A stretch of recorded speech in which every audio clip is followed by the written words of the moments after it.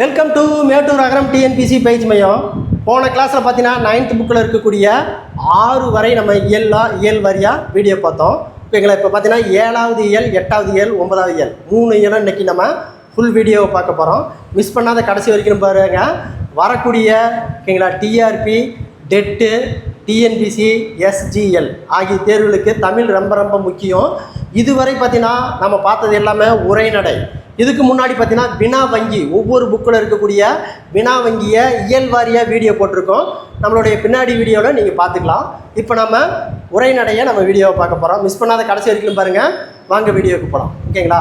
பாருங்கள், இயல் 7 கலை பட வளர்த்தல், சிற்பக்கலை. இந்த பாடம் ஓவிய விதானத்து உரைபெற்று நித்திலத்து மாலை தாமம் வாழையுடன் நாற்றி விருந்துபட கிடந்து அருந்தொழில் அரங்கம் என்று கூறும் நூலே சிலப்பதிகாரம்.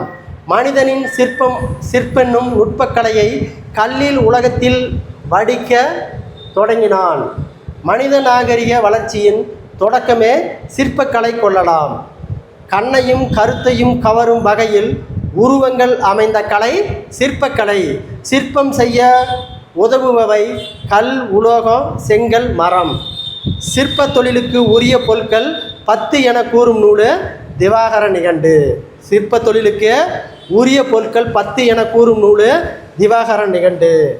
பாருங்க, கல்லும் உலோகமும் செங்கலும் மரமும் மண்ணும் சுதையும் தந்தமும் வண்ணமும் கண்ட சருக்கரையும் மெழுகும் ஏற்பன 10 சிறந்த தொழில் உட்பன என்று குறிப்பிடும் நூல் திவாகர நிகண்டு. சிற்பக்கலை பற்றி குறிப்புகளை கொண்ட இன்னொரு நூல் மணிமேகலை. சிற்பங்கள் 2 வகைப்படும். முழு உருவ சிற்பங்கள், 2 புடைப்பு சிற்பங்கள். உருவத்தின் முன்பகுதியை பின்பகுதியும் தெரியும் வகையில் அமைந்த சிற்பங்கள் முழு உருவ சிற்பங்கள். முன்பகுதி மட்டுமே தெரியும்படி அமைக்கப்பட்ட சிற்பங்கள் புடைச்சிற்பங்கள். புடைச்சிற்பங்கள் இடம்பெறும் இடம் கோவிலின் தரைப்பகுதி, கோபுரம், தூண்கள், நுழைவாயில், சுவர்களின் வெளிப்புறங்கள். சிற்பங்கள் 4 நிலை. சிற்பங்களின் 4 நிலை: தெய்வ உருவங்கள், இயற்கை உருவங்கள், கற்பனை உருவங்கள், முழு வடிவ உருவங்கள். கற்கவிஞர் என்று சிறப்பிக்கப்படுபவர் சிற்பிகள். கற்கவிஞர் என்று சிறப்பிக்கப்படுபவர்கள் சிற்பிகள். பல்லவர் காலத்தில் கதையினிலும் கருங்கற்களிலும் சிற்பங்கள் அமைக்கப்பட்டன. பல்லவர் கால கோயில்கள் அனைத்தும் இடங்களிலும் சிற்பங்கள் மிளிர்வதை காண முடியும். தமிழரின் தொன்மையான இலக்கண நூல் தொல்காப்பியம். தொல்காப்பியத்தை சிற்பக்கலை பற்றி குறிப்பு காணப்படுகிறது. தொல்காப்பியத்தில் சிற்பக்கலை பற்றி குறிப்பீடு காணப்படுகிறது. போரில் விழும்புண் பட்டு இறந்தோர் வீரனுக்கு நடப்படுவது நடுக்கல். நடுக்கல்லில் இறந்த அவ்வீரின் உருவம் பொறிக்கப்படும். தமிழரின் தொடக்க கால சிற்பக்கலை சான்றாக விளங்குவது நடுக்கல். கண்ணகிக்கு சிலை வடித்த செய்தியை கூறும் நூல் சிலப்பதிகாரம். மாளிகையின் சுண்ணாம்பை கலவை சிற்பங்கள், சுதை சிற்பங்கள் இருந்ததை கூறும் நூல் மணிமேகலை. பல்லவர் கால சிற்பக்கலைக்கு சான்றாக விளங்குபவை மாமல்லபுர சிற்பங்கள். சிற்பங்களின் கலைக்கூடமாக திகழ்வது காஞ்சி கைலாசநாதர் கோயில் சுற்றுச்சுவர். காஞ்சி கைலாச பெருமா கோயிலுக்கு பல்லவ கால சிற்பங்கள் மிகுதியாக உள்ளன. நுழைவாயிலின் இருபுறங்களிலும் காவலர்கள் நிற்பது போன்ற சிற்பங்கள் புடைக்கப்பட்டுள்ளன. பல்லவர் கால குடைவரை கோயில். திருமயம், பிள்ளையார்பட்டி, குன்றக்குடி, திருப்பரங்குன்றம் முதலிய இடங்களில் உள்ள கோயில்களில் பல்லவர் காலத்தை சார்ந்தவை. பாண்டியர் கால சிற்பங்களை சான்றுகளாக உள்ளவை கோவில்பட்டிக்கு மேற்கே கழுகு மலை வெட்டுவான் கோவில் அமைந்துள்ள சிற்பங்கள். சோழர் காலத்தில் விரைவாக வளர்ச்சி பெற்றது கற்சிற்பங்கள் அமைக்கும் கலை. 1ஆம் ராஜராஜ சோழன் கட்டிய தஞ்சை பெரிய கோயில். 1ஆம் ராஜேந்திர சோழன் எழுப்பிய கங்கை கொண்ட சோழபுரம். 2ஆம் ராஜராஜன் எழுப்பிய தாராசுரம் ஐராதசுவர் கோயில். 2ஆம் குலோத்துங்கன் சோழன் அமைந்துள்ள திரிபுர வீரசுவாசர் கோயில். தஞ்சை பெரிய கோவிலின் வாயிற்காவலன் உருவங்கள் 14 அடி உயரமுள்ளவை. ஒரே கல்லில் அமைந்துள்ள நவகிரகமும் சிங்கமும் கிணறும் உள்ள இடம் கங்கை கண்ட சோழபுரம். நடன முத்திரைகளுடன் சிற்பங்கள் அமைக்கப்பட்ட இடம் புதுக்கோட்டை மாவட்டம் நார்த்தமலை. இரண்டாம் பராந்தக சோழனால் கட்டப்பட்டது கொடும்பாளூர் மூவுடர் கோயில். குரங்குநாதர் கோயில் சிற்பங்கள் உள்ள இடம் திருச்சிராப்பள்ளி மாவட்டம் சீனிவாசநல்லூர். சோழர் கால சிற்பக்கலைக்கு நுட்பத்திற்கு மிகச்சிறந்த சான்றுகள் திருவரங்கம் கோவிலில் அமைக்கப்பட்டுள்ள சிற்பங்களில் வெளிப்படு முகப்பாவனங்கள். மிகுதியான செப்பு திருமேனிகள் உருவாக்கப்பட்ட காலம் சோழர் காலம். செப்பு திருமேனிகளின் பொற்காலம் என அழைக்கப்படும் காலம் சோழர் காலம். மாமல்லபுரத்தில் தமிழ்நாடு அரசு சிற்பக்கலை நடத்தி வருகிறது. மாமல்லபுரத்தில் தமிழ்நாடு அரசு சிற்பக் கல்லூரி நடத்தப்படுகிறது. எங்கே இருக்குது? மாமல்லபுரத்தில் தான் அரசு சிற்பக் கல்லூரி நடத்தப்பட்டு வருகிறது. உலோக படிமங்கள் செய்யும் பயிற்சி நிலையங்கள் அமைந்துள்ள இடங்கள் சுவாமிமலை, கும்பகோணம், மதுரை. சிற்பக்கலையை பயின்றுவிக்கும் அரசு கவின் கல்லூரி உள்ள இடம் சென்னை, கும்பகோணம். சிற்பக்கலை குறித்து செய்திகளை கூறும் நூல் சிற்பச்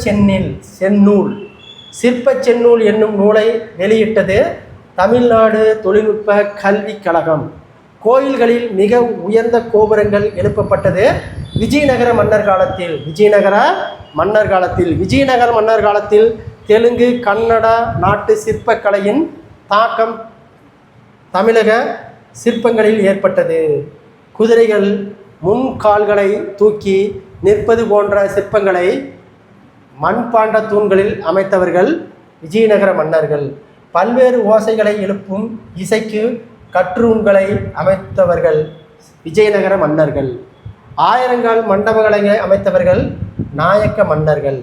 ஆயிரங்கால் மண்டபத்தின் தூண்களில் காண்போர் குறவன், குறத்தி போன்ற சிற்பங்களை உள்ள இடம் மதுரை மீனாட்சி அம்மன் கோயில். இறந்த மைந்தனாரை கையில் ஏந்தியபடி நிற்கும் சந்திரமதி சிலை அமைந்துள்ள இடம் மதுரை மீனாட்சி அம்மன் கோயில், ஆயிரங்கால் மண்டபம். நாயக்கர் காலத்தில் சிற்பக்கலை நுட்பத்தின் உச்சநிலை படைப்பு கோயமுத்தூருக்கு அருகில் உள்ள பேரூர் சிவன் கோயிலில் உள்ள சிற்பங்கள். விளியோட்டம், புருவ நெளிவு, நக அமைப்பு என மிக மிக நுட்பமான கலைநயத்திற்கு படைக்கப்பட்டுள்ளவை பேரூர் சிவன் கோயிலில் உள்ள சிற்பங்கள். குறவன், குறத்தி, ரதி தேவி சிலைகள் அமைந்துள்ள இடம் கிருஷ்ணாபுரம் வேங்கடஜலாபதி கோயில். அருகக்கடல் உருவத்தை 24 தீர்த்தகரல் உருவங்களை சிற்பங்கள் சமண மதத்தினர். அளவுக்கு மீறிய உயரம் பருமனுக்கு உடையவை சமண மத சிற்பங்கள். 24 தீர்த்தங்கரர் உருவங்கள் புடைப்புச் சிற்பங்கள் செதுக்கப்பட்டுள்ள இடம் விழுப்புரம் மாவட்டத்தில் உள்ள திருநாதர்குன்றில் ஒரு பாறையில் புடைப்புச் சிற்பங்கள் உள்ளவை தீர்த்தங்கரர் உருவங்கள். யோகக்கலை, நாடகக்கலை கூறுகள் தமிழக சிற்பக்கலையில் இடம்பெற்றுள்ளன. மனித அறிவு வளர்ச்சியின் முதிர்ச்சியாக கருதப்படுபவை சிற்பங்கள். அடுத்த பாடம் பாருங்க. இராவண காவியம். 20ஆம் நூற்றாண்டில் தோன்றிய தனித்தமிழ் பெருங்காப்பியம் இராவண காவியம் 5 காண்டங்களை கொண்டது. 57 படலங்கள் உள்ளது. இராவண காவியத்தின் காண்டங்கள் பாருங்க. 5 காண்டம்: தமிழக காண்டம், இலங்கை காண்டம், விந்தக காண்டம், பழம்புரி காண்டம், போர்க்காண்டம். இராவண காவியத்தில் 3100 பாடல்களை கொண்டது. இராவண காவியத்தை இயற்றியவர் புலவர் குழந்தை. தந்தை பெரியாரின் வேண்டுகோளுக்கிணங்க 25 நாட்களில் திருக்குறளுக்கு உரை எழுதியவர் புலவர் குழந்தை. யாப்பதிகாரம், தொடையதிகாரம் உள்ளிட்ட 30க்கும் மேற்பட்ட இலக்கண இலக்கிய நூல்களை படைத்தவர் புலவர் குழந்தை. 30க்கும் மேற்பட்ட நூல்கள். இராவண காவியத்தின் எதிர்நிலை மாந்தராக படைக்கப்பட்டவன் இராவணன். இராவணை முதன்மை நாயகனாக கொண்டு அமைக்கப்பட்டது இராவண காவியம். இராவண காவியம் காலத்தின் விளைவு, ஆராய்ச்சியின் அறிகுறி, புரட்சி பொறி, உண்மையை உணர வைக்கும் உன்னத நூல் என்று பாராட்டியவர் பேரறிஞர் அண்ணா. பின்வரும் இராவண காவியத்தில்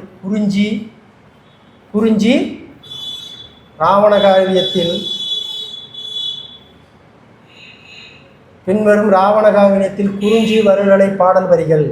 அடிப்பி சாந்தோமிடு அகிலன் நாற்றமும் துடுப்பின் மைவன சோற்றி நாற்றமும் மருவி குரங்கினா மருண்டு நோக்காமல். பின்வருவன ராவண காவியத்தின் முல்லை வருணனை பாடல்கள். பூவையும் குயிலையும் பொலங்கை வண்டுரும் பாயிசை பாடமும் பழமும் தேனும் குதிரையும் சாமையும் வரகும் பொய்மணிக்க குதிரை வலியகலம் குவித்து குன்றுவென பொதுவர்கள் பொலி உறப்போர் அடித்திடும் அதிர்குரல் கேட்டு உலை அஞ்சி ஓடுமே. பின்வரும் ராவண காவியத்தின் மாலை வருணனை பாடல்கள். கோடினால் அடிக்கும் ஓசையின் பருந்து அஞ்சி ஓடு. பின்வரும் ராவண காவியத்தில் மருத வருணனை பாடல்கள். கல்லிடை பிறந்த ஆறும் கரையோடு குளனும் தேனும். பின்வருவன ராவண காவியத்தில் நெய்தல் வருணனை பாடல்கள். பசிபட ஒருவன் வாட பாத்துணி இருக்கும் கீழ்வை. பல்லவர் கால சிற்பங்களுக்கு சிறந்த சான்று மாமல்லபுரம். பொதுவர்கள் பொலிவுற போர் அடித்திடும் நிலப்பகுதி முல்லை. சொல்லும் பொருளும். மைவனம் மலைநெல் சிறை இறகு பொலம் அழகு பொலி தானிய குவியம் குருளை குட்டி கோடு கொம்பு கல் மலை மனம் அழகு போர் வைக்கோர் புல் வைக்கோ போர் தும்பி ஒரு வகை வண்டு படிக்க உற நிலத்தில் விழ செரு வயல் பூவை நாகனமாய் பறவை வாய் வெறியி சோர்வால் வாய்க்குளரில் மூக்குழல் கொற்றை ஆம்பல் மூங்கில் ஆகியவற்ற ஆன குழல். முருகியம் குறிஞ்சிப்பறை சாந்தம் சந்தனம் கடறு காடு உலை ஒருவகை மான் இணைந்து துன்புறுத்தல் மதியம் நிலவு முருகு தேன் மல்லல் வளம் குறைதப குற்றமின்றி துவரை பவளம் உயங்குதல் வருந்துதல் கரிக்குருந்து யானை தந்தம் பூஞ்சினை பூக்களை உடைய கிளை. கோவை என்பதன் வேர்ச்சொல் கோப்பு கோவை கோத்தல் கோத்தான் கோத்தால் என்பவையே சரி. எடுத்துக்காட்டு ஆசாரக்கோவை ஊசிலை நூலை கோத்தான். அடுத்து நாச்சியார் திருமொழி அடுத்த பாடம். நாச்சியார் திருமொழி உணர்ச்சி நிறைந்த பாடல்களை உள்ளடக்கியது. பக்தி இலக்கியம். இறையை நாயகனாக எண்ணி நாயகி பாவத்தில் பாடுவது பக்தி இயக்கம். ஆழ்வார்கள் பாடல்களின் தொகுப்பு. ஆழ்வார்கள் பாடிய பாடல்களின் தொகுப்பு. 4000 திவ்ய பிரபந்தம். 4000 திவ்ய பிரமத்தில் ஆண்டாள் பாடியவை திருப்பாவை நாச்சியார் திருமொழியில் மொத்தம் 140 பாடல்களை கொண்டது. மத்தளம் கொட்ட என்னும் பாடல் 6ஆம் திருமுறையில் இடம்பெற்றுள்ளது. திருமாலை வழிபாட்டு சிறப்பு நிலை எய்துபவர்கள் ஆழ்வார்கள் மொத்தம் 12. ஆழ்வார்கள் ஆண்டாள் மட்டுமே பெண் ஆவார். இறைவனுக்கு பாமாலை சூட்டியதோடு தான் அணிந்து மகிழ்ந்து பூமாலையை சூட்டுபவர் ஆண்டாள். அதனால் இவனுக்கு சூடி கொடுத்த சுடர்கொடி என்று அழைக்கப்படுபவர் ஆண்டாள் வைணவ செல்வி. பெரியாளுவரின் வளர்ப்பு மகள் ஆண்டாள். மத்தளம் கொட்ட வரிசங்கம் நின்றது மையத்தனார் நம்பி மதுசூதனன் வந்து என்னை கைத்தளம் பற்ற காணொண்டோன் தோழினான் என்று பாடியவர் ஆண்டாள். இவ்வடிகள் இடம்பெற்றுள்ள நூல் நாச்சியார் திருமொழி. அதிர காணா கண்டோம் யார் கனவில் யார் அதிர புகுந்தார். ஆண்டாளின் கனவில் கண்ணன் புகுந்தான். சொல்லும் பொருளும். தீபம் விளக்கு சதிர் நடனம் தாமம் மாலை. வடமதுரை ஆடும் மன்னன் கண்ணன். பாதுகைகளை அணிந்து கொண்டு புவி அதிர மகிழ்ச்சியுடன் நடந்து வருபவன் கண்ணன். இக்காட்சியை கனவில் கண்டதாக கூறுபவர் ஆண்டாள். அத்தை மகன் என்றும் மது என்ற அரக்கனை அழித்தவன் என்று கூறப்படுபவன் கண்ணன். கண்ணன் தன்னை திருமணம் செய்து கொள்ளும் காட்சியை கனவில் கண்டதாக கூறியவர் ஆண்டாள். சட்டப்படி பெண்ணின் திருமண வயது 18. சட்டப்படி ஆணின் திருமண வயது 21. அடுத்த பாடல் பாருங்க. செய்தி. செய்தி என்னும் சிறுகதை எழுதியவர் தி. ஜானகிராமன். தஞ்சை மண்வாசனையுடன் கதைகளை படைத்தவர் தி. ஜானகிராமன். உயர்நிலைப் பள்ளி ஆசிரியராக வானொலி கல்வி ஒளிபரப்பு அமைப்பாளராக பணியாற்றியவர் தி. ஜானகிராமன். வடமொழி அறிவும் சிறந்த இசை அறிவும் கொண்டவர் தி. ஜானகிராமன். தி. ஜானகிராமன் கதை வெளியான இதழ்கள் மணிக்கொடி, கிராம ஊழியன், கணையாளை, கலைமகள், சுதேசிமித்திரன், ஆனந்த விகடன், கல்வி. அவரவர் அனுபவிப்பது எழுத்தாக, படிப்பது அவரவர் முறை என்னும் கோட்பாட்டை கொண்டவர் ஜானகிராமன். தமிழ் கதையுலகம் நவீனமயமாக்குவதில் குறிப்பிடத்தக்க பங்களிப்பு தி. ஜானகிராமன். தனது ஜப்பான் பயணத்தை அனுபவங்களை உதயசூரியன் என்னும் தலைப்பில் எழுதியவர் தி. ஜானகிராமன். இத்தொடரை சுதேசிமித்திரன் வார இதழில் தி. ஜானகிராமன் எழுதினார். இந்நூல் வெளிவந்த ஆண்டு 1967. தி. ஜானகிராமன் ரோம், செக்கோலோவியா பயணம் அனுபவங்களை கூறும் நூல் கருங்கடலும் கலைக்கடலும். இந்நூல் வெளியான ஆண்டு 1974. ஜானகிராமனின் காவிரி கரை வழியான பயணத்தை கூறும் நூல் நடந்தாய் வாலி காவேரி. ஜானகிராமனின் மற்றொரு பயணக் கட்டுரை அடுத்த வீடு 50 மைல். செய்தி என்னும் சிறுகதை இடம்பெற்றுள்ள சிறுகதை தொகுப்பு சிவப்பு ரிக்ஷா. மிகவும் உயர்ந்த இசை நிறைந்த கலைஞரால் கையாளப்படும் சொற்களை எல்லையை தாண்டி இசையின் மூலமாக பொருள் கொடுக்கிறது என்பதை உணர்த்தும் கதை செய்தி. தமிழுக்கு தஞ்சாவூர் அளித்த கொடையாக கருதப்படுவோர் உவே. சாமிநாதர், மௌலி, தி. ஜானகிராமன், தஞ்சை பிரகாஷ், இசை ராமையதாஸ், தஞ்சாவூர் கவிஞர். இசை மொழியை கடந்தது. அமைதியின் நாக்காக எல்லா மொழிகளையும் பேசுவது இசை. மனங்களை கரைத்து அந்தவாறு வெளியில் உழவச் செய்வது இசை. சொற்களை புறக்கணித்து தனிக்குள்ளிருக்கும் செய்தியை எந்த மொழியை மனதிற்குள் செலுத்துவது இசை. ஆரவாரங்கள், குழப்பங்கள், கூச்சல், துயரங்கள் என எல்லாவற்றையும் கடந்து அமைதி வெளியில் மனங்களை கூட்டுவது இசை. இந்த இசையின் அழகான நுட்பங்களை தெளிவாக வாசித்து காட்டும் இசைக்கருவி நாகசுரம். மங்களமான நிகழ்ச்சிகளில் இசைக்கப்படுவது நாகசுரம். நாகசுரம் 600 ஆண்டுகளுக்கு முன்புதான் தமிழகத்தில் வாசிக்கப்பட்டது. 13ஆம் நூற்றாண்டு வரையில் உள்ள எந்த பகுதியிலையும் நாகசுரம் பற்றி குறிப்பிடப்படவில்லை. சங்கீத ரத்தனராகம் என்னும் நூலில் நாகசுரம் பற்றி குறிப்பு இல்லை. சங்கீத ரத்தனராகம் என்னும் நூல் எழுதப்பட்ட காலம் 13ஆம் நூற்றாண்டு. தமிழக பழமை வாய்ந்த கோயில் சிற்பங்களில் காணப்படாத இசைக்கருவி நாகசுரம். இடைக்காலத்தில் ஏற்பட்ட கருவி நாகசுரம். நாகசுரம் என்ற பெயரே சரியானது. நாகசுரம் கருவி செய்யப்பட்ட மரம் ஆச்சமரம். ஆச்சமர துண்டுகள் நீண்ட நாள்கள் வைத்திருக்க பிறகே நாகசுரம் உருவாக்கப்படும். பழைய வீடுகளிலிருந்து பிரிக்கப்பட்ட ஆச்சா மரக்கட்டைகளை கொண்டு செய்யப்பட்ட கருவி நாகசுரம். நாகசுரத்தின் மேல் பகுதிகளில் பொருத்தப்படும் கருவதி சீவாழை. நாணல் என்ற புல் வகையை கொண்டு செய்யப்படுவது சீவாழை. சாகித் அகாடமிக்கு விருது பெற்ற தமிழ் சிறுகதை எழுத்தாளர்கள் 1970 அன்பளிப்பு அழகிரிசாமி, 1979 சத்தி வைத்தியம், தி. ஜானகிராமன். எல்லாமே சிறுகதை. 1987 முதலில் இரவும் வரும் சிறுகதை ஆதவன். 1996 அப்பாவின் சிநேகிதர் அசோகமித்திரன். 2008 மின்சார பூவே மேலாண்மை பொன்னுசாமி. 2010 சூடிய பூவை சூடர்க்க நாஞ்சில் நாடன். 2016 ஒரு சிறு இசை வண்ணதாசன்.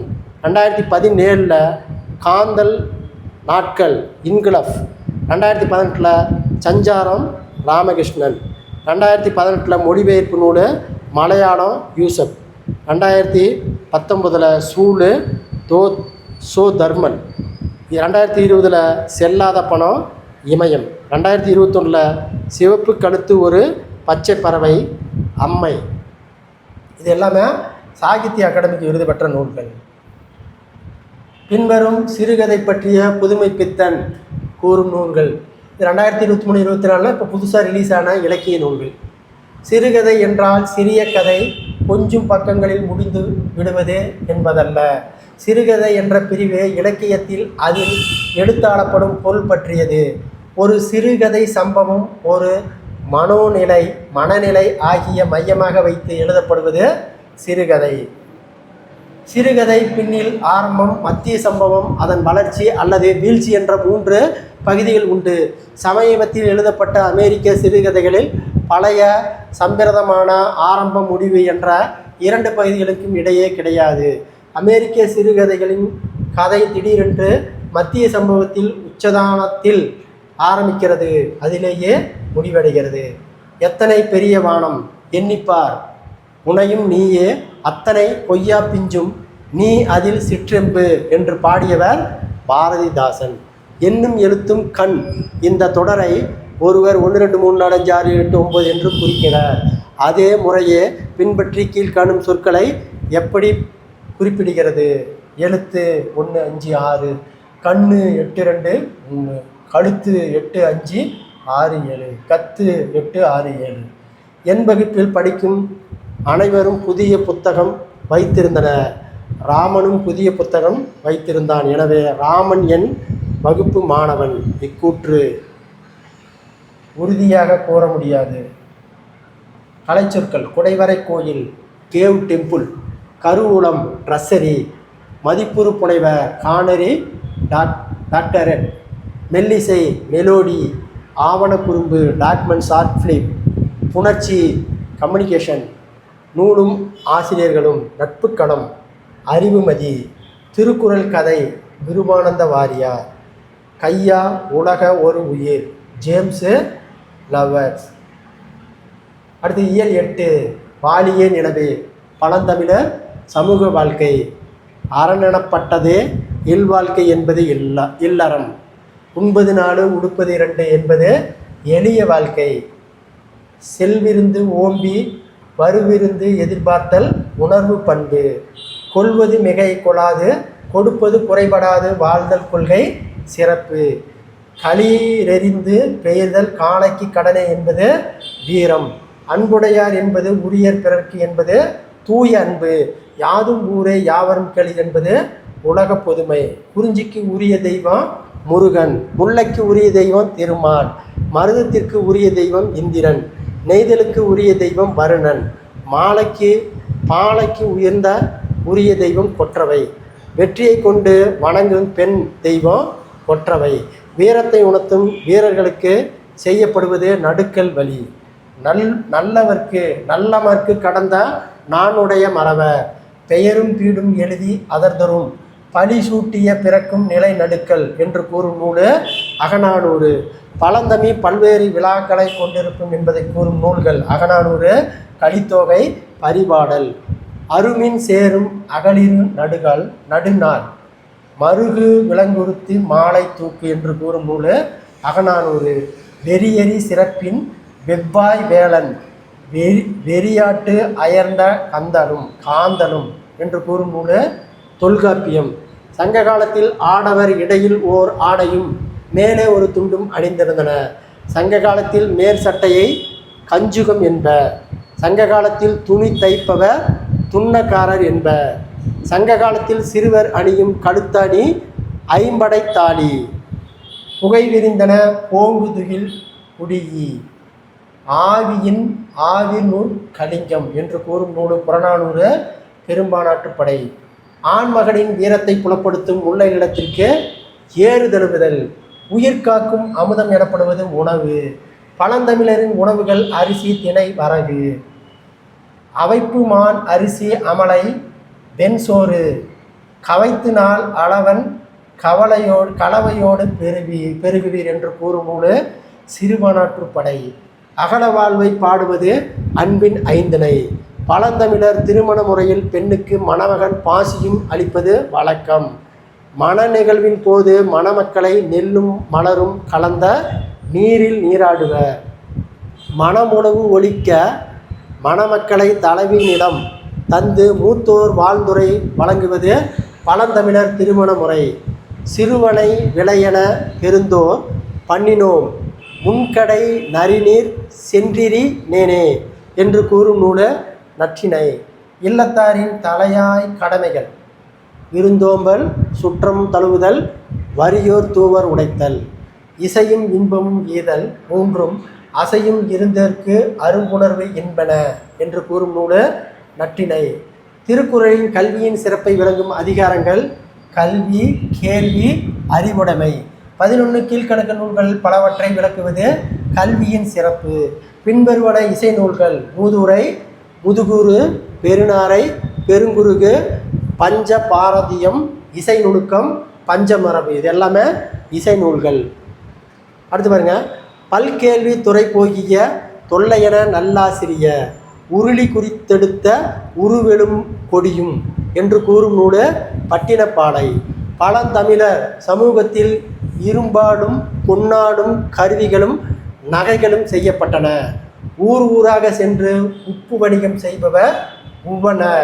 பழந்தமிழர் சமூகத்தில் மிக பெரும் தொழிலாக இருந்தது உழவு தொழில். பழந்தமிழர் சமூகத்தில் சிறப்பு பெற்ற இசைக்கலைஞர்கள் பாணன், பாடினி. சங்ககால தமிழர் சிற்பங்களை அமைத்தது மண்ணாலும் மரத்தாலும் தந்தத்தாலும். தமிழர் போற்றி வளர்த்த கலைகளில் ஒன்று கூத்துக்கலை.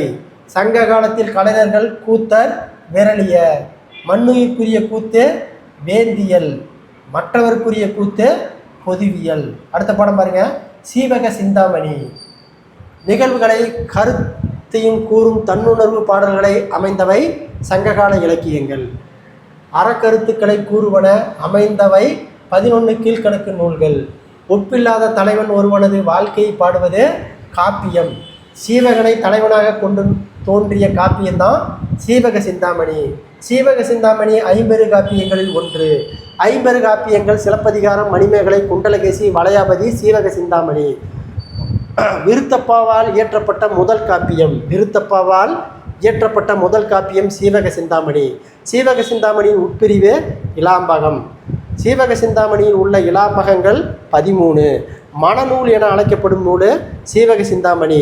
சீவக சிந்தாமணியை இயற்றியவர் திருத்தக்க தேவர். தமிழ் கவிஞர்களுள் அரசர் என அழைக்கப்படுபவர் திருத்தக்க தேவர். திருத்தக்க தேவர் சமண சமயத்தை சார்ந்தவர். சமணர்களால் இன்பச் சுவை மிக்க இலக்கியமும் இயற்ற முடியும் என்றும் நிறுவியும் வகையில் இயற்றப்பட்டது சீவக சிந்தாமணி. திருத்தக்க தேவர் 9ஆம் நூற்றாண்டு. சீவக சிந்தாமணி பாடுவதற்கு திருத்தக்க தேவர் பாடிய நூல் நரிவிருத்தம். அப்போ சீவக சிந்தாமணிக்கு முன்பே நரிவிருத்தம் அப்படிங்கிற ஒரு நூலையும் படைத்திருக்கிறாரு. இன்பங்களை துறந்து துறவு பூண வேண்டும் என்பது மைய கருத்தாக கொண்ட காப்பியம் சீவக சிந்தாமணி. சீவக சிந்தாமணியில் குறிப்பிடும் நாடு ஏமாங்காத நாடு. பின்வரும் அடிகள் சீவக சிந்தாமணி நூலில் ஏமாங்க நாட்டின் வளம் என்னும் பகுதிகளில் இடம்பெற்றவை: காய் மாண்ட தொங்கின் பழம்பில கமுகின் நெற்றி, பூமாண்ட நீத்தேன் தோடை கீறி வருங்கை போழ்ந்து, நற்றவம் செய்வார்க்கு இடம் தவம் செய்வார்க்கு அஃது இடம். சொல்லும் பொருளும்: தெங்கு தேங்காய், வருக்கை பலாப்பழம், மால்வாரை பெரிய மலை, கொழுநிதி திரண்ட நிதி, இசை புகழ், நெற்றி உச்சி, மடுத்து பாய்ந்து, மறுப்பு கொம்பு, மறுப்புனா கொம்பு, வெறி மனம், செறி சிறந்த, அடிசில் சோறு, கொடியன்னர் மகளிர், வட்டம் எல்லை, கழனி வயல், இரிய ஓட, மடிவு சோம்பல், நற்றவம்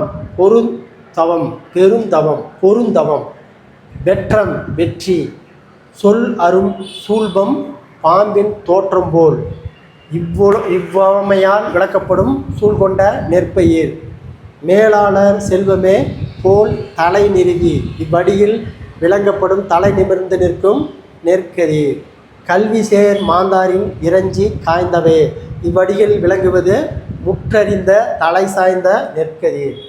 அடுத்த பாடம் முத்தொள்ளாயிரம். பிற்கால காப்பியங்களில் தவறாது இடம்பெறுவது நாட்டு வளம். சேர சோழ பாண்டியன் ஆகியோருக்கு நாடுகளின் வளங்களை நயமாக வெளிப்படுத்தும் நூல் முத்தொள்ளாயிரம். அல்லல் பலனத்து அறக்காம்பல் வாயவிழ நச்சிலைவேல் கோதை நாடு. இப்பாடல் அணி தற்குறிப்பேற்றணி. காவல் உழவர் காலத்து அகத்து போர் ஏறி நாவலோ என்றழைக்கும் நாளோடுதை நாள் யானை கோக்கில்னி நாடு. இப்பாடல் அணி ஊமையணி.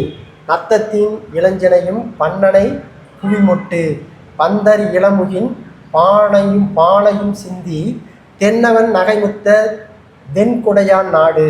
இவ்வடிகள் உள்ள அணி ஊமையணி. சொல்லும் பொருளும் அல்லல் சோறு எரிகி அஞ்சி நந்து சங்கு இசைத்தல் ஆரவாரத்தோடு கூடுதல் நாவலே நாள் வாழ்வு என்பது போன்ற வாழ்த்து. பலனம் நீர்மிக்க வயல் பார்பு குஞ்சி கமுகு பாக்கு. முத்தொள்ளாயிரம் வெண்பாவால் எழுதப்பட்ட நூல். மக்களின் பெயரை குறிக்கப்படாமல் சேர சோழ பாண்டியர்கள் என்னும் என்று பொதுவாக பாடப்படும் நூல் முத்தொள்ளாயிரம்.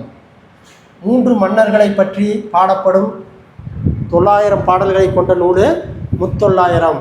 முத்தொள்ளாயிரம் முழுமையாக கிடைக்கப்படவில்லை. புறத்திரட்டு என்னும் நூலிலிருந்து முத்தொள்ளாயிரம் 108 செய்திகள் கிடைத்துள்ளன. முத்தொள்ளாயிரத்தின் ஆசிரியர் பெயர் அறிய முடியவில்லை. முத்தொள்ளாயிரம் ஆசிரியர் 5ஆம் நூற்றாண்டைச் சேர்ந்தவர். சேர நாட்டை அச்சமில்லாத நாடாக கருதப்படும் நூல் முத்தொள்ளாயிரம். சோழ நாட்டை ஏற்கள சிறப்பு போர்க்கள சிறப்பு உடையாக நாடாக காட்டும் நூல் முத்தொள்ளாயிரம். பாண்டி நாட்டை முத்துடை நாடாக காட்டும் நூல் முத்தொள்ளாயிரம். அடுத்த படம் பாருங்க. இந்திய தேசிய இராணுவத்தின் தமிழர் பங்கு. இந்திய தேசிய இராணுவத்தில் தமிழர் பங்கு என்னும் கட்டுரை எழுதியவர் மாசு அண்ணாமலை. இந்திய தேசிய இராணுவம் இந்திய விடுதலைக்காக உருவாக்கப்பட்ட அமைப்பு. விடுதலை போராட்டத்தின் ஒளிமங்கலமாய் காத்திருப்பவர்கள் ஒருவர் நேதாஜி சுபாஷ் சந்திரபோஸ். 2ஆம் உலகப் போரில் ஆங்கில படை ஜப்பானில் சரணடைந்த இடம் மலேசியா. சரணடைந்த நாள் 1942 பிப்ரவரி 15ஆம் நாள். சரணடைந்த படையில் இருந்த இந்திய வீரர்களை கொண்டு ஜப்பானியர்கள் உருவாக்கப்பட்டதுதான் இந்திய தேசிய இராணுவம் INA. இந்திய தேசிய இராணுவத்தின் முதலில் தலைமையேற்றவர் மோகன் சிங். இந்திய தேசிய இராணுவத்தின் ஒற்றற்படையில் இருந்து வீரர்களை ஆங்கில இராணுவத்தை பற்றி ஒன்றொரிய மூழ்கிய கப்பல் மூலம் அனுப்பப்பட்ட இடம் கேரளா, குஜராத். நேதாஜி சுபாஷ் சந்திரபோஸ் ஜெர்மனியிலிருந்து சிங்கப்பூர் வர நீர்வழி கப்பலில் பயணம் செய்த நாட்கள் 91 நாட்கள். நேதாஜி சுபாஷ் சந்திரபோஸ் இந்திய தேசிய இராணுவத்தின் பொறுப்பை ஏற்ற நாள் 1943ஆம் ஆண்டு ஜூலை மாதம் 9ஆம் தேதி. டெல்லியை நோக்கி செல்லுங்கள், டெல்லி செலே என போர் முழக்கம் செய்தவர் நேதாஜி சுபாஷ் சந்திரபோஸ். நான் மறுபடியும் பிறந்தால் ஒரு தென்னிந்திய தமிழனாக பிறக்க வேண்டும் என்று கூறியவர் நேதாஜி சுபாஷ் சந்திரபோஸ். இச்செய்தியை கூறுபவர் பசும்பொன் முத்துராமலிங்க தேவர். இந்திய தேசிய இராணுவத்திற்கு வலு சேர்த்த பெருமைக்கு உரியவர் பசும்பொன் முத்துராமலிங்க தேவர். இந்திய தேசிய இராணுவத்தின் இதயமும் ஆன்மாவும் தமிழர்தான் என்று கூறியவர் இந்திய தேசிய இராணுவ படைத்தலைவராக இருந்த தில்லன். இந்திய தேசிய இராணுவத்தில் வான்படை தாக்குதலுக்கு சிறப்பு பயிற்சி பெற்றவர்கள் 45 பேர்கள். இந்திய தேசிய இராணுவத்தில் வான்படை தாக்குதலுக்கு சிறப்பு பயிற்சி பெற்றவர்கள் 45 வீரர்கள். பயிற்சி பெற்ற அவர்கள் சென்ற இடம் ஜப்பானில் உள்ள இபிரியல் மிலிட்ரி அகாடமி. பர்மாவிலிருந்து காட்டு வழியாக சாயம் மரணம் ரயில் பாதையில் கடந்து பழைய கப்பல் ஒன்றில் ஏறி ஜப்பானில் கியூசு தீவை அடைந்து பயிற்சி பெற்றனர். 45 பேர் கொண்ட வான்படை பயிற்சி பிரிவின் பெயர் டோக்கியோ கோட்டட்ஸ். இந்திய தேசிய இராணுவத்தின் பெண்கள் படைப்பிரிவின் பெயர் சான்சி ராணி. இந்திய தேசிய இராணுவத்தின் பெண்கள் படைப்பிரிவின் தலைவர் டாக்டர் லட்சுமி. பெண்கள் படையில் சிறந்த தலைவராக விளங்குபவர்கள் ஜானகி, ராஜாமணி. நேதாஜி அமைத்த தற்காலிக அரசியல் அமைச்சர்களாக இருந்த தமிழர் கேப்டன் லட்சுமி, சிதம்பரம், லோகநாதன். சிறந்த தமிழர்களை உருவாக்க நேதாஜியால் டோக்கியோவுக்கு அனுப்பப்பட்ட இளைஞர்கள் 45 பேர். அவர்களில் பெரும்பாலானவர்கள் தமிழர்கள். அவ்வாறு பயிற்சி பெற்றவர்கள் குறிப்பிடத்தக்கவர் கேப்டன் தாசன். சுதந்திர இந்தியாவின் செசலஸ் நாட்டு தூதராக பணியாற்றியவர் கேப்டன் தாசன். இந்திய தேசிய இராணுவம் ஜப்பானிய இராணுவத்தோடு சேர்ந்து பர்மா வழியாக இந்தியா வர திட்டமிட்டது. மலேசியாவில் உள்ள தமிழர்கள் இரத்தம் நேதாஜியின் மூளையின் கட்டியாக உள்ளது என்று கூறியவர் சர்ச்சில். அதை பற்றி என்ன சொல்கிறாரு? மலேசியாவில் உள்ள தமிழர்களின் இரத்தம் நேதாஜியின் மூளையின் கட்டியாக உள்ளது என்று கூறியவர் சர்ச்சில். இத்தமிழினத்தாம் ஆங்கிலேயர்களை அழிக்கும் என்று கூறியவர் நேதாஜி. நேதாஜி சுபாஷ் சந்திரபோஸின் பொன்மொழி: அநீதிகளுக்கு தவறான செயல்களும் மனம் ஒப்ப இடம் தருதல் மிக பெரிய குற்றமாகும். நீங்கள் நல்வாழ்வை தந்த ஆக வேண்டும் என்பதுதான் காலத்தினால் மறையாத சட்டமாகும். எந்த விலை கொடுத்தாலும் சமத்துவத்திற்கு போராடுவதே மிகச்சிறந்த நற்குணமாகும். மனதை மலர வைக்கும் இளங்கதிரவனின் வைகரை பொழுது வேண்டுமா? அப்படியானால் இரவில் 2 நேரங்களில் வாழ கற்றுக்கொள். விடுதலையினால் உண்டாகும் மகிழ்ச்சியும் சுதந்திரத்தினால் உண்டாகும் மன திருப்தியும் வேண்டுமா? அப்படியானால் அதற்கு விலை உண்டு. அவற்றுக்காக விலை துன்பம் தியாகமும் தான். இந்திய தேசிய இராணுவம் ஆங்கிலேயரை வென்று இந்தியாவிற்குள் நுழைந்த நாள் 1944ஆம் ஆண்டு மார்ச் 18ஆம் நாள். இந்திய தேசிய இராணுவம் இந்தியாவிற்கு நுழைந்து மூவர்ண கொடியை ஏற்றி இடம் மணிப்பூர் பகுதியில் பொய்ராங். 2ஆம் உலகப் போரில் பர்மாவில் நடந்த போரில் 1 லட்சம் இந்தியர் ஜப்பானில் வீரமரணம் எய்தனர். இந்திய தேசிய இராணுவத்தைச் சேர்ந்த 18 இளைஞர்கள் 1943-45ஆம் ஆண்டு சென்னையில் சிறையில் தூக்கிலிடப்பட்டனர். நான் என் உயிரை கொடுப்பதற்கு கொஞ்சமும் கவலைப்படவில்லை, ஏனெனில் நான் கடவுளுக்காக எதிரே ஒன்றும் செய்யவில்லை என்று கூறியவர் 1944ஆம் ஆண்டு தூக்கிலிடப்பட்ட ராமு. தூக்கிலிடப்பட்ட போது ராமினுடைய வயது 18. வாழ்வின் பொருள் தெரிந்திருந்தால்தான் மனிதன் மேல்நிலை அடைவான். நாட்டிற்கு உயிர் நீத்த முழு நிலவினை போல தியாகிகள் முன்பு நாங்கள் மெழுகுவர்த்திதான் என்று மரண தண்டையை பெற்றவர் அப்துல் காதர். இந்திய தேசிய இராணுவம் தமிழர் பங்கு என்ற நூலாக தமிழக அரசின் பரிசு பெற்றவர் பேராசிரியர் மாசு அண்ணாமலை. மாசு அண்ணாமலையின் தலைப்பில் எடுக்கப்பட்டுள்ள குறும்படங்கள் சர்வதேச அளவில் பரிசு பெற்றுள்ளன. இன்னும் சில செய்திகள். நாகம்மை பெரியாரின் மனைவி. நாகம்மை பெரியாரின் மனைவி.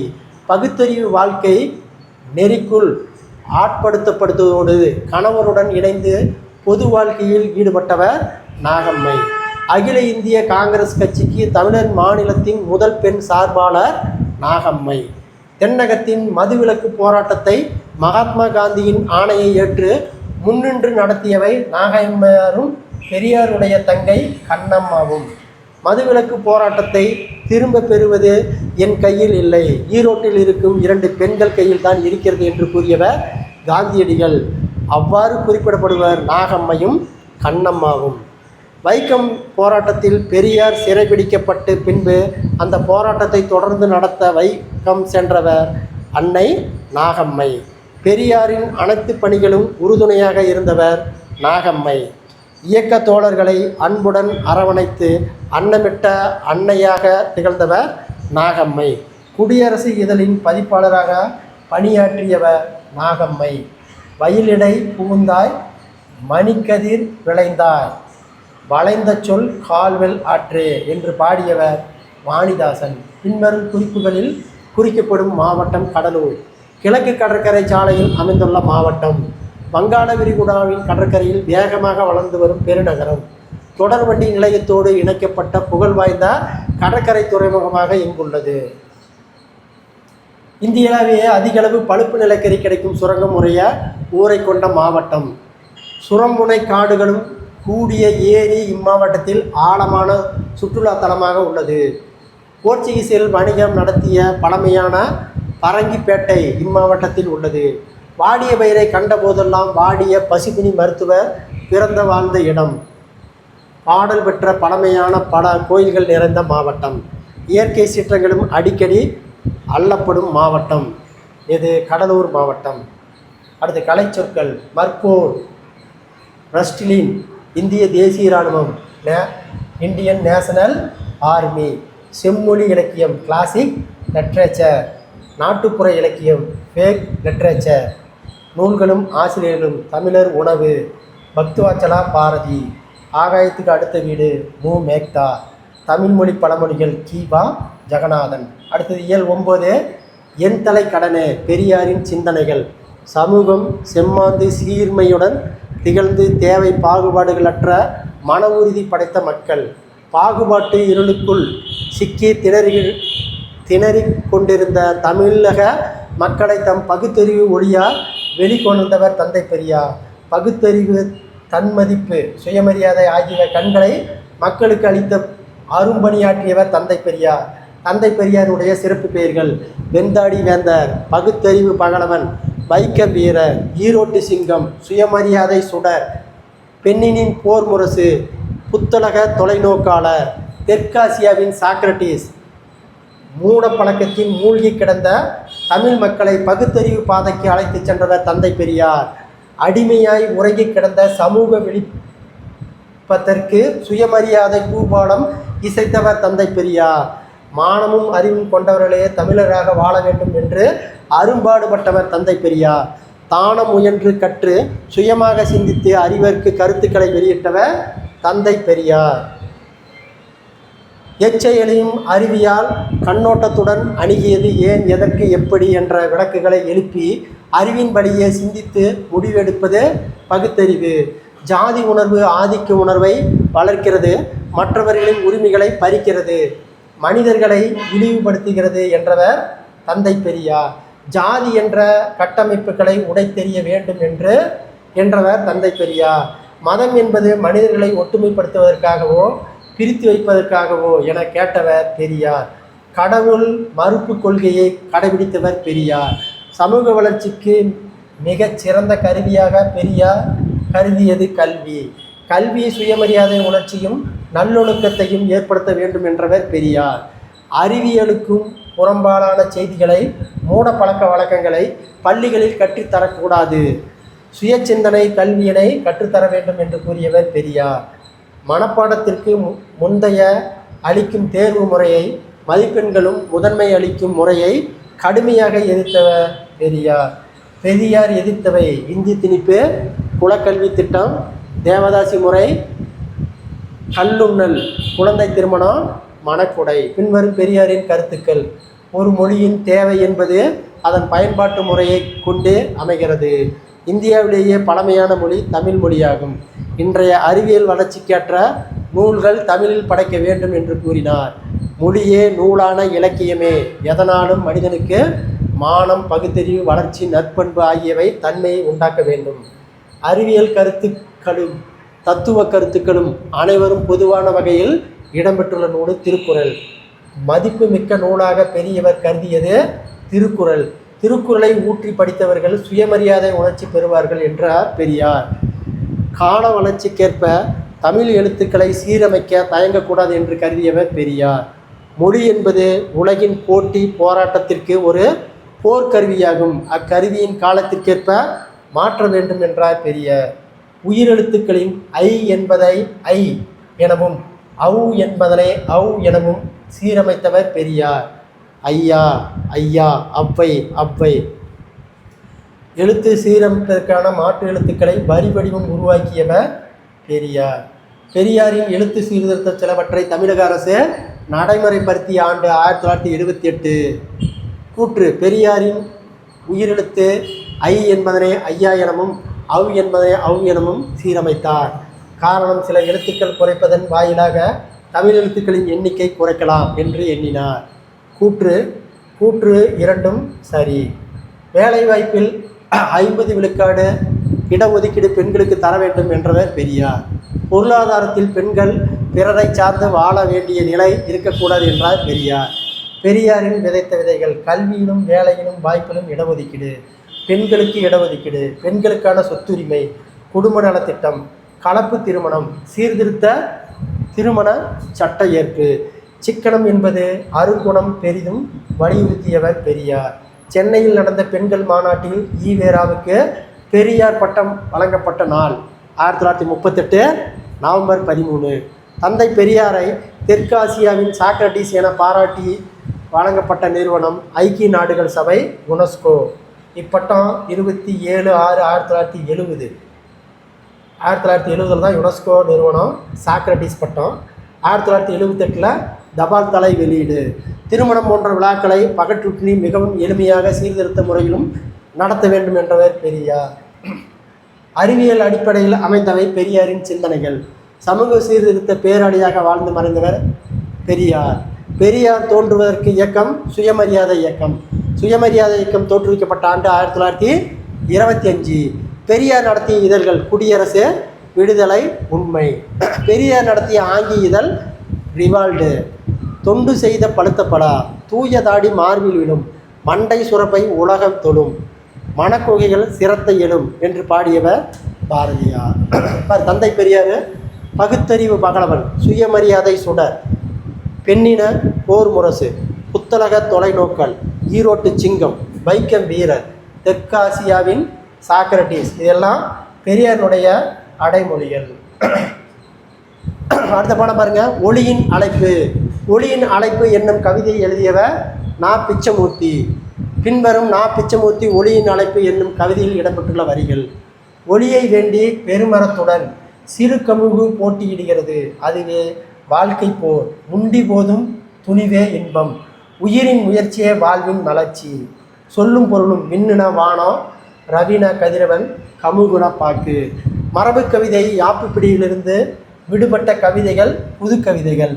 பாரதியின் வசன கவிதையை தொடர்ந்து புதுக்கவிதை படைக்கும் முயற்சியில் ஈடுபட்டவர் நா. பிச்சமூர்த்தி. புதுக்கவிதையின் தந்தை என்று போற்றப்படுபவர் நா. பிச்சமூர்த்தி. புதுக்கவிதையின் வேறு பெயர் இலகு கவிதை, கற்றற்ற கவிதை, விலங்குகள் இலா கவிதை, கட்டுக்குள் அடங்காத கவிதை.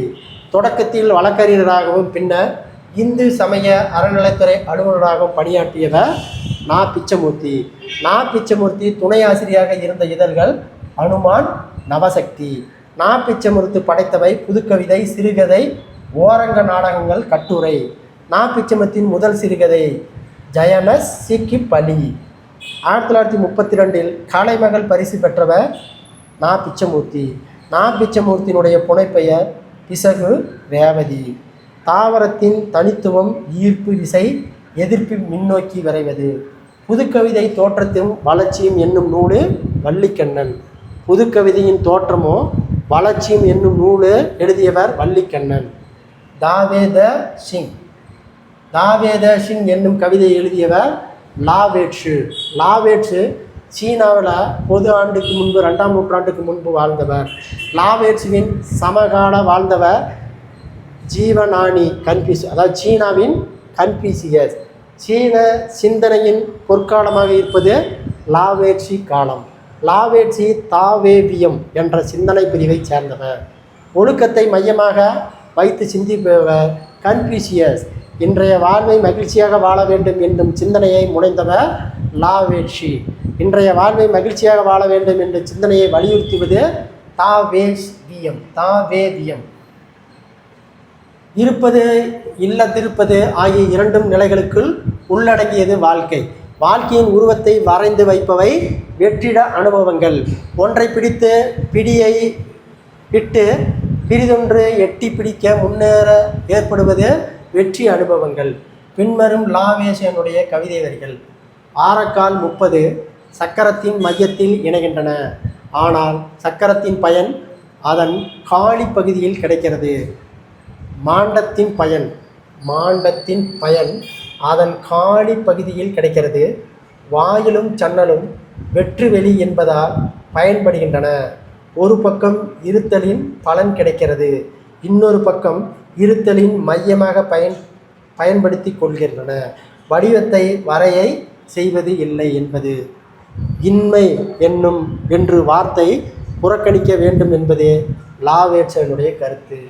அடுத்த பாருங்க, யசோதர காவியம். அடுத்த பாடம் யசோதர காவியம். பின்வரும் வரிகள் யசோதர காவியத்தில் இடம்பெற்றுள்ளவை. ஆக்குபவை எனில் ஆற்றத்தை ஆக்குக, போக்குவது எனில் வெகுளி போக்குக, நோக்குவது எனில் நாணம் நோக்குக, காக்குவது எனில் விரதம் காக்குக. சொல்லும் பொருளும். வெகுளினா சினம், ஞானனா அறிவு, அறம் என்றால் நற்செயல், விரதம் என்றால் மேற்கொண்ட நன்னெறி. யசோதர காவியம் ஐஞ்சிறு காப்பியங்களில் ஒன்று. யசோதர காவியம் வடமொழியில் தமிழில் தழுவ பெற்றது. யசோதர காவிய நூலின் ஆசிரியர் தெரியாது. யசோதர காவியம் சமண முனிவர் ஒருவரால் இயற்றப்பட்டது என்பர். யசோதரன் என்னும் அவதி நாட்டு மன்னனின் வரலாற்றை கூறுவது யசோதர காவியம். யசோதர காவியம் 5 சருக்கங்களை கொண்டது. யசோதர காவியத்தினுடைய பாடல் எண்ணிக்கை 320 எனவும் 330 எனவும் இரு கருத்துக்கள் உண்டு. 320 330 என இரு கருத்துக்கள் உண்டு. அடுத்த பாடம் பாருங்க. மகனுக்கு எழுதிய கடிதம். மகனுக்கு எழுதிய கடிதம். நான் முத்துக்கவிஞர். தொலைவில் உள்ளவர்களுக்கு கருத்தை தெரிவிக்க மனிதன் முதலில் பயன்படுத்துவை புகை. தகவல் தொடர்பு கையில் தொடங்கி அஞ்சலில் நிலை பெற்றது. கடித வடிவில் இலக்கியங்கள் படைத்தவர்கள் தாகூர், நேரு, டிகேசி, வள்ளிக்கண்ணன், கு. அழகிரிசாமி, ராஜநாராயணன். தம் மக்கள் மெய்த்தீண்டல் உயர்வுக்கு இன்பம் பெறுவது என்று கூறியவர் வள்ளுவர். பின்வரும் முத்துக்குமரனுடைய மகனுக்கு எழுதிய கடிதம். உன் மொழியில் உனக்கு எழுத நான் கடவுளின் மொழியை அல்லவா கற்க வேண்டும். நீ எம்மெய் தீண்டினாய். மெய்யாகவோ நான் தூளாக உடைந்து போனேன். நீ நம் வீட்டு இறைவனை அழைத்து வந்தாய். கல்வியில் தேர்ச்சி கொள். அதே நேரம் அனுபவங்களில் இருந்து அதிகம் கற்றுக்கொள். தீயவை பிடித்து தெரிந்து கொள்வதை விட தீண்டாமை காயும் பெறு. உன் பேரன் பால் இந்த பிரஞ்சவத்தை நனைத்து கொண்டு இரு. உன் தாத்தா ஆகாய விமானத்தை அணர்ந்து பார்த்தார். அதாவது 57வது வயதில்தான் அதில் அமர்ந்து பார்த்தார். உன் தகப்பனுக்கு 27வது வயதில் விமானத்தின் கதவுகள் திறந்தன. 6 மாத குழந்தை பருவத்திலேயே நீ ஆகாயத்தில் மிதந்தாய். நாளை உன் மகன் ராக்கெட்டில் பறக்கலாம். என் முப்பாட்டன் காடு திறந்தான். என் பாட்டன் கழனி அமைத்தான். என் தகப்பன் விதை விதைத்தான்.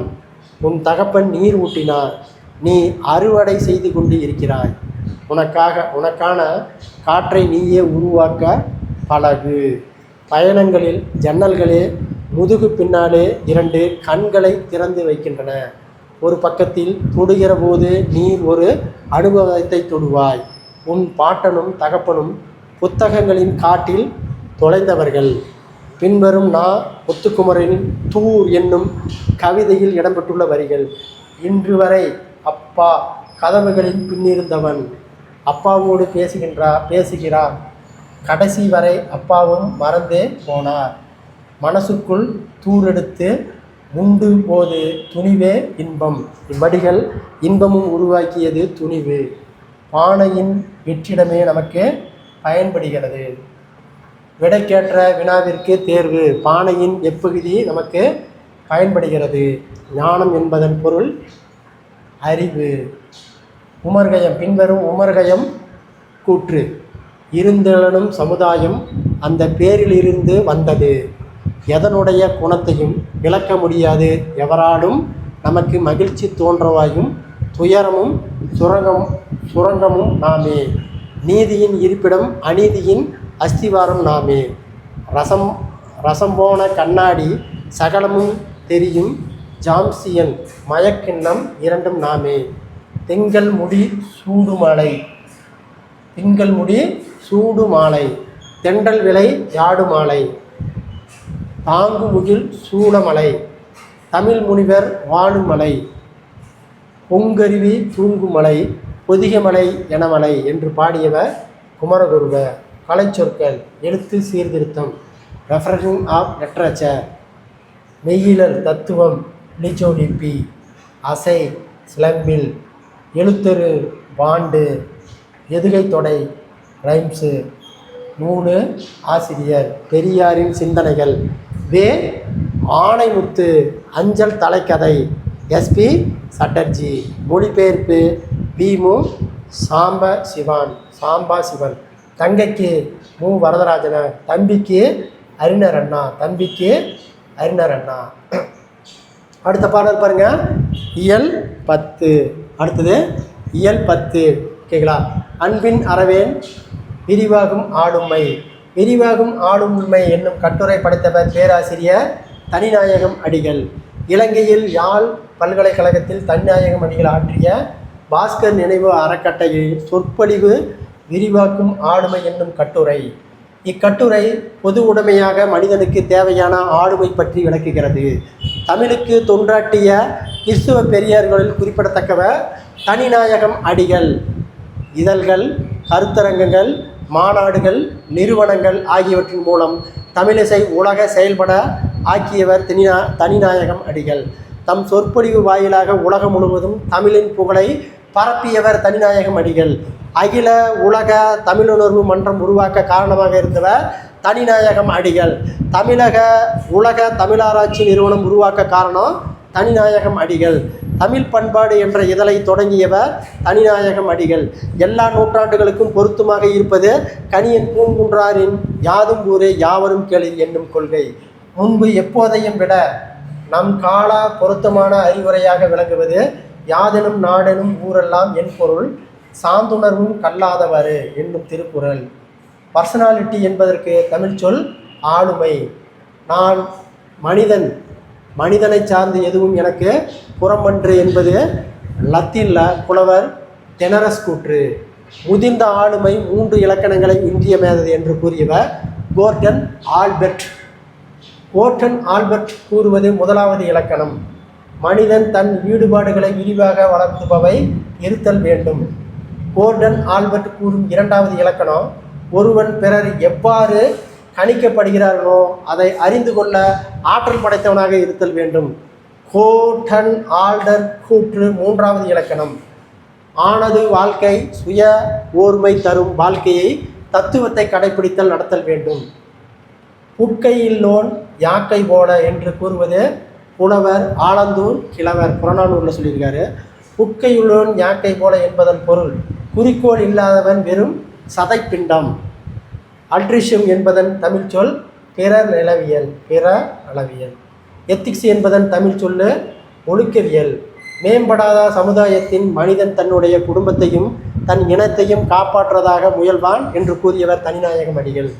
லாவேட்ஸு சீன நாட்டின் பொது ஆண்டு 604ஆம் ஆண்டு பிறந்தார்.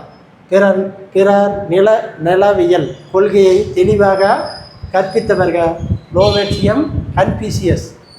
கிரேக்க குடியினராக மட்டும் தம் சிந்தனைக்கு உட்படுத்தியவர்கள் பிளேட்டோ, அரிஸ்டாட்டில் இருவரும் கிரேக்க தத்துவ ஞானிகள். விந்தை மலை தொடரும் இமயமலைக்கு இடையே உள்ள நிலப்பரம்பு கரும பூமி என்று கருதியவை பண்டைய கால தர்ம சாத்திர நூல்கள். மக்கள் அனைவரும் உடன் பிறந்தவர்கள். பிறப்போ ஜாதியோ சமயமோ அவர்களை தாழ்ந்தவோ உயர்த்தவோ முடியாது என்னும் நம்பிக்கை கொண்டவர்கள் தமிழர்கள். இத்தகைய உயர்ந்த கொள்கையை கொண்ட செயல்களை உலக இலக்கியத்திலேயே காண்பது அரிது என்று திருக்குறளை பாராட்டியவர் ஆல்பர்ட் சுவைட்சர். தமிழர் பிற நாடுகளை மொழிபெயர்த்த தேசம் என்றார்.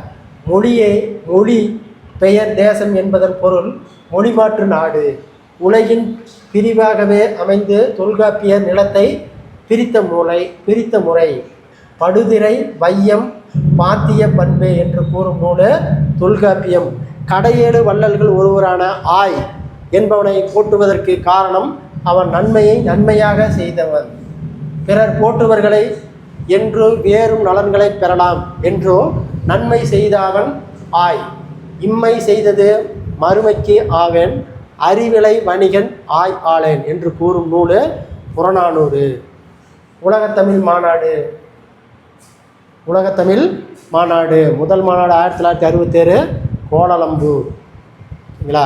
2வது இந்தியாவில் 1968 சென்னை. அடுத்து ஃப்ரான்ஸில் 1970 பாரிஸு. 4வது மாநாடு இலங்கை 1974 யாழ்ப்பாணம். 5வது மாநாடு இந்தியாவில் 1981 மதுரை. 6வது மலேசியா 1987 மலேசியாவில் கோலாலம்பூர். 7 மொரிஷியஸு 1989 மொரிஷியஸு. 8 தஞ்சாவூர் 1995 தஞ்சை. ஓகேங்களா? மறுபடியும் மலேசியா, மறுபடியும் சிக்காகோ 2019, மலேசியாவில் 2015. ஓகேங்களா? செம்மொழி மாநாடு 2010 கோவையில் நடந்தது. உலகத்தமிழ் மாநாட்டுக்கும் செம்மொழி மாநாடு 2010, இது உலகத்தமிழ் மாநாடு. செம்மொழி மாநாடு 2010 கோவையில் நடைபெற்றது.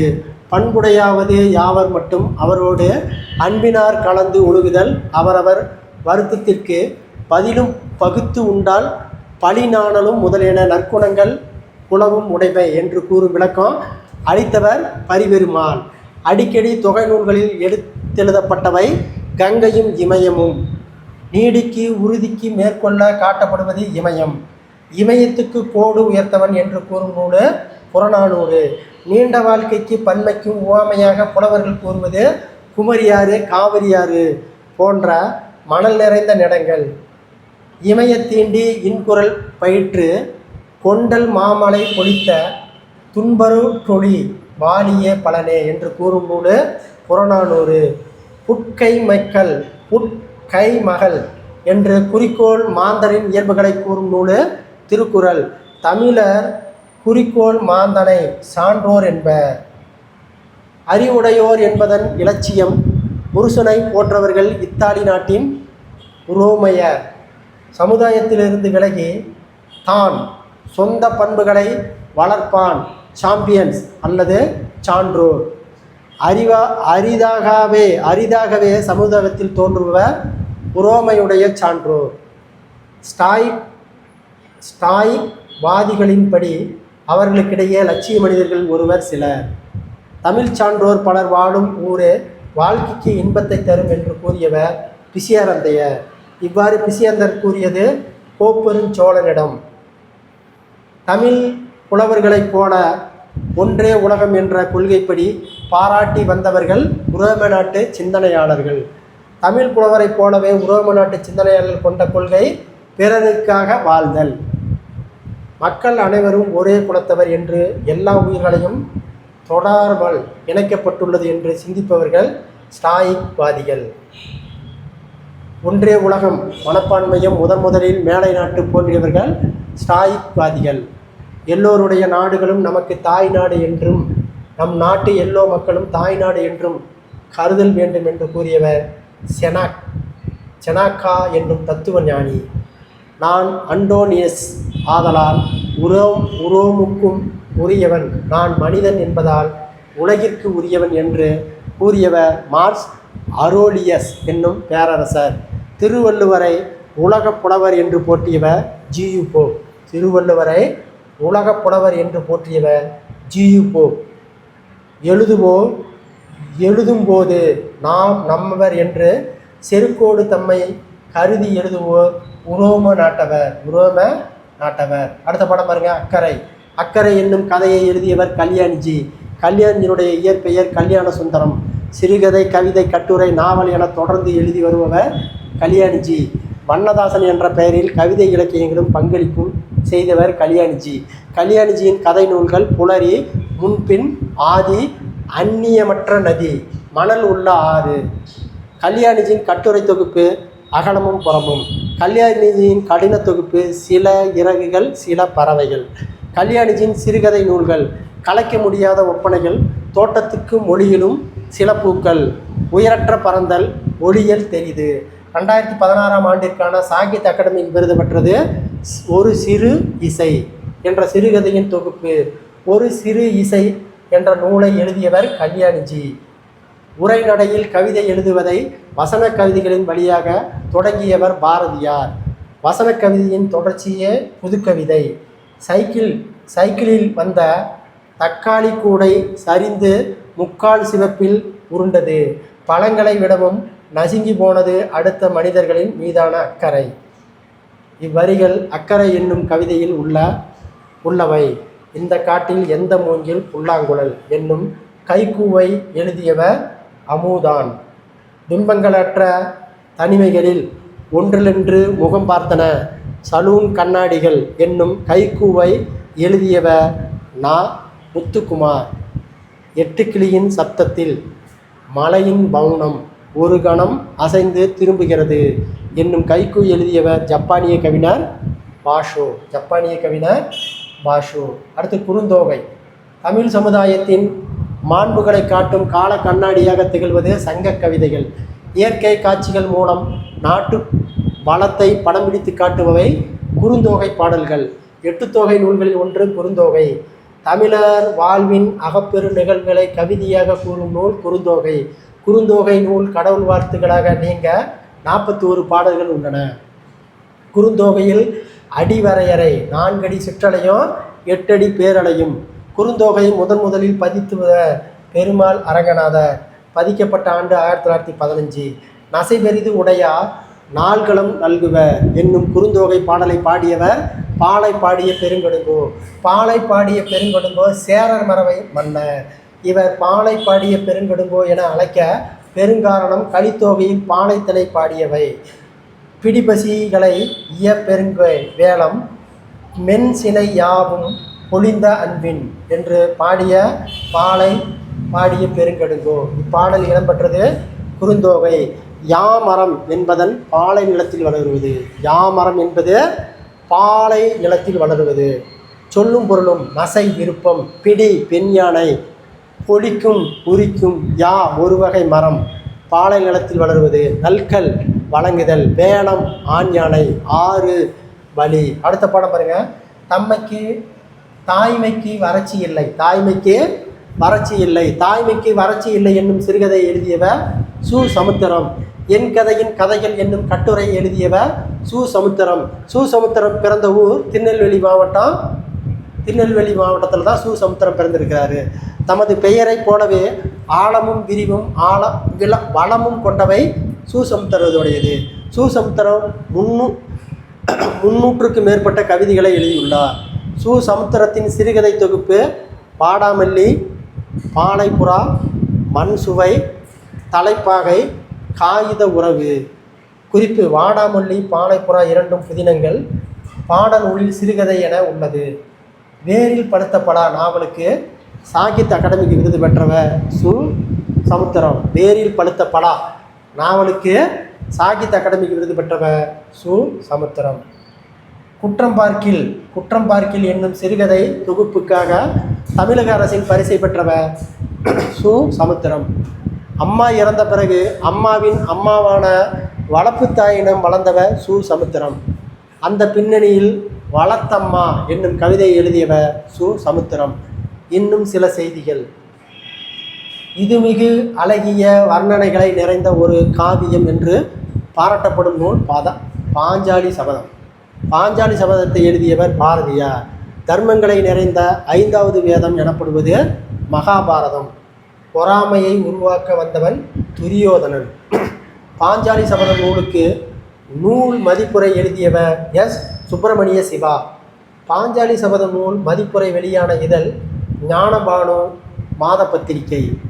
ஆசிரியர் இப்புத்தகத்தின் ஒரு பிரதியை சென்னை கவர்னர் அவருக்கு அனுப்பியிருந்ததாகவும் அவர் கவிதை வந்தவுடன் ஏற்றுக்கொண்டதாகவும் ஆசிரியருக்கு கடிதம் எழுதியதாகவும் கேள்விப்படுத்துகிறோம். இப்பகுதியில் குறிப்பிடப்படும் ஆசிரியர் பாரதியார். இப்பகுதியில் குறிப்பிடப்படும் நூல் பாஞ்சாலி சபதம்.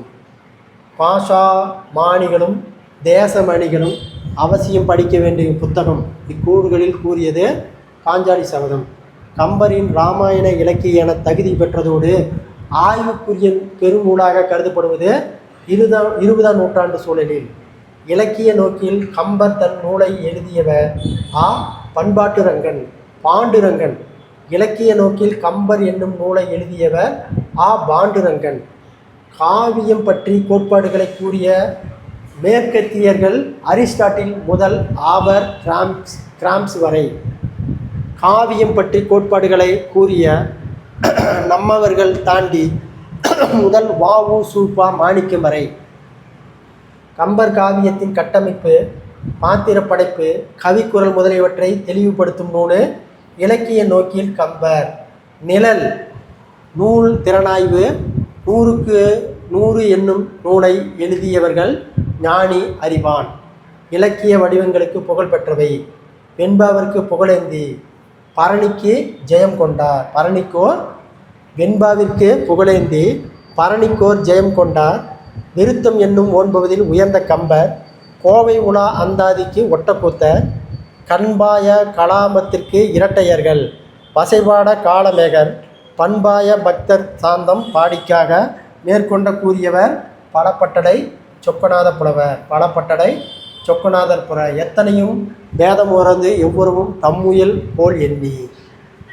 கலை சொற்கள் மனிதன்னா ஹூமன், ஊமையனினா சிமிலி. பண்பாட்டுக் கழகம் கல்ச்சர் அகாடமிக். வசன கவிதை ஃப்ரீவர்ஸ். ஆளுமை பர்சனாலிட்டி உருவக அணி மெட்ரிபீஸ். பாருங்கள், 1க்கு கா, 2க்கு ஊ, 3க்கு ஞா, 4க்கு சா, 5க்கு ரு, 6க்கு சா, 7க்கு ஏ, 8க்கு ஆ, 9க்கு கு, 10க்கு கா போட்டு 0. கா போட்டு 0. நூலும் ஆசிரியும் சிற்பியின் மகள் மூவண்ணன். அப்பாவின் சினேவனாக இருந்தபோது அலெக்சாந்தர் ரிக்ஷின். தமிழின் நா முகமது ஷெரீஃப். ஓகேங்களா?